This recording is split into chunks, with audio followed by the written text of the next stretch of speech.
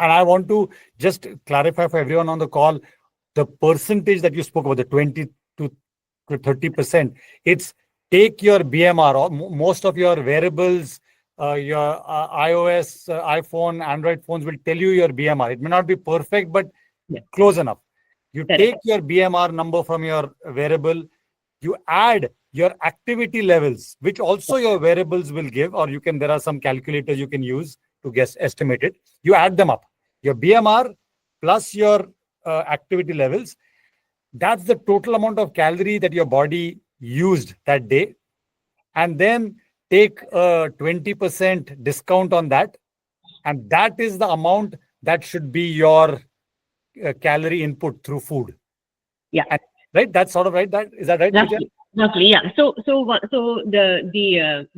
adding the activity to your BMR basically means that the units that is getting converted of that activity is calorie burnt, right? So how many steps did you walk, or what activity did you do? How many calories you burned? Again, an estimate that added to your basal metabolic rate, right? There are, one of my pet peeves here is there are gross estimations that are happening here, right? It is heavily imprecise, and that frustrates me. And I think that there has to be some method to this madness, or this method to this lack of imprecision, where our standard for precision is not obviously precise, but somewhat precise, right? Good enough with precision.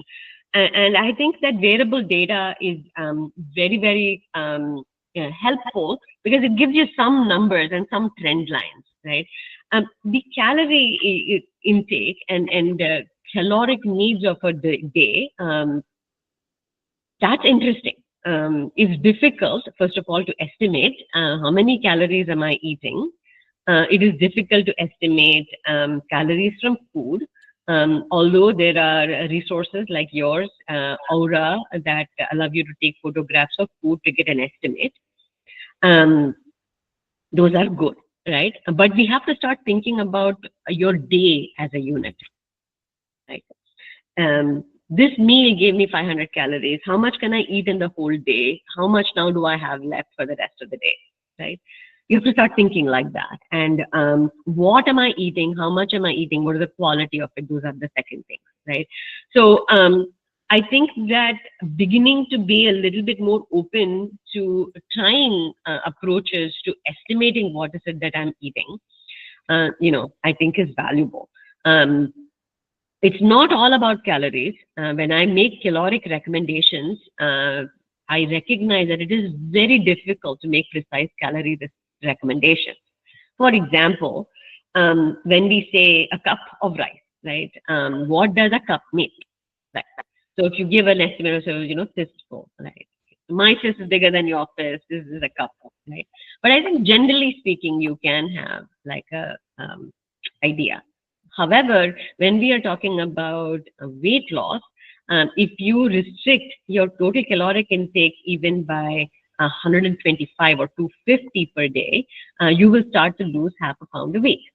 So there the precision is important. So if you're grossly overestimating all the time, you're not going to achieve the goals that you're intending to achieve, right?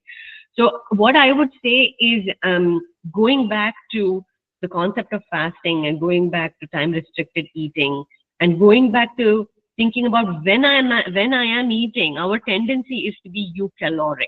Our tendency is to eat the same amount even if we are eating in a shorter window, right? So that's where you start becoming more aware of my speed of eating.